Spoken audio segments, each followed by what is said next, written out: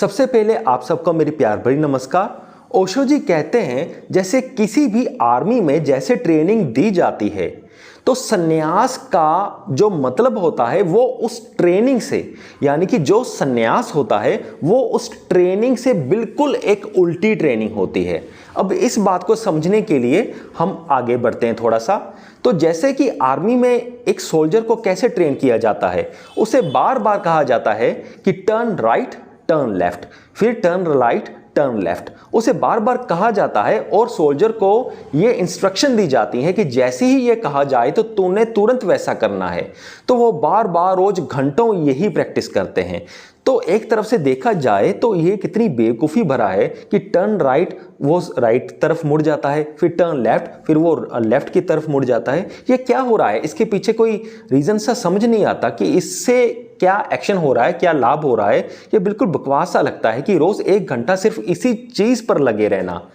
पर जो आर्मी में ये ट्रेनिंग दी जाती है वो इसलिए दी जाती है कि जैसा ओशो जी समझाते हैं कि उनके दिमाग में जो ये वर्ड्स हैं टर्न राइट या टर्न लेफ्ट, वो एकदम से ऐसे उनकी बॉडी हिल जाए कि उनकी कॉन्शियसनेस बीच में आए ही ना।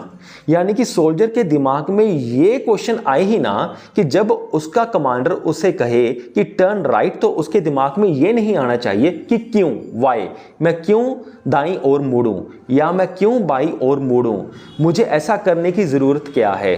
तो ये सारे कॉन्शियसनेस यानी कि उनका कॉन्शियस ब्रेन कमांडर के ऑर्डर और उसके बीच कहीं 1 सेकंड के लिए भी आ ना जाए, इसलिए ये ट्रेनिंग दी जाती है।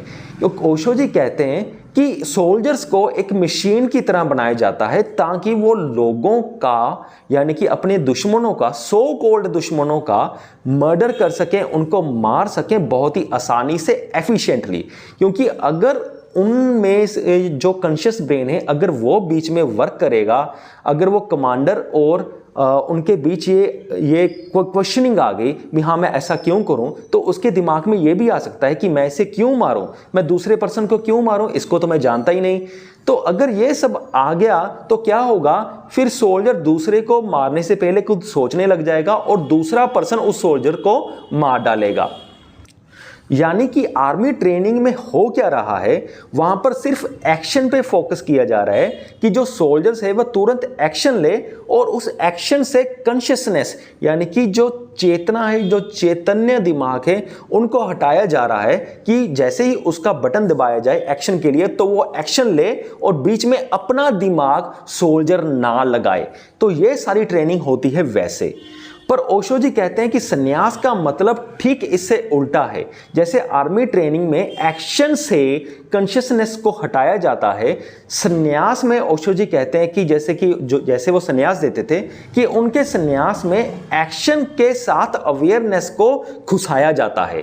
कि जैसे ओशो जी कहते हैं कि नॉर्मली हमारे एक्शन इतने ऑटोमेटिक हो गए हैं, इतने मैकेनिकल हो गए हैं, हम एक मशीन की तरह हम अपनी ज़िंदगी जीने लगे हैं। सोसाइटी हमारे बटन दबाती रहती है, हमें कमांड्स देती रहती है और हम बिना कुछ सोचे समझे, बिना कॉन्शियसनेस को सोसाइटी और अपने बीच लाए, बिना अपने कॉन्शियसनेस को यूज़ करे, हम वैसे ही एक्ट करते रहते हैं, वैसी ही चीज़ें मानते रहते हैं जैसे सोसाइटी हमें कहती रहती है।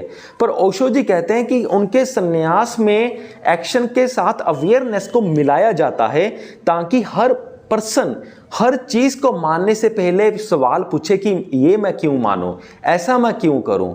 हर चीज को करने से पहले 2 बार सोचे कि क्या मुझे ये सब कुछ करना चाहिए या नहीं करना चाहिए, क्या मुझे समाज की ये वाली बात माननी चाहिए या नहीं माननी चाहिए। तो ओशो जी के सन्यास का मतलब है एक्शन में अवेयरनेस लाना और मिलिट्री में एक सोल्जर की ट्रेनिंग का मतलब है उसके एक्शन में से कॉन्शियसनेस को हटाना।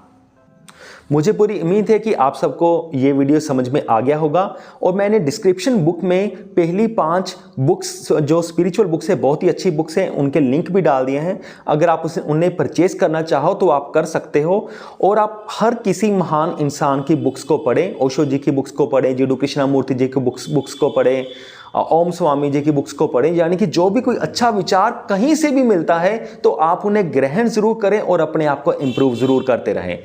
मुझे पूरी उम्मीद है कि आप सबको वीडियो ये अच्छा लगा होगा। इस वीडियो को देखने के लिए आपका बहुत बहुत धन्यवाद।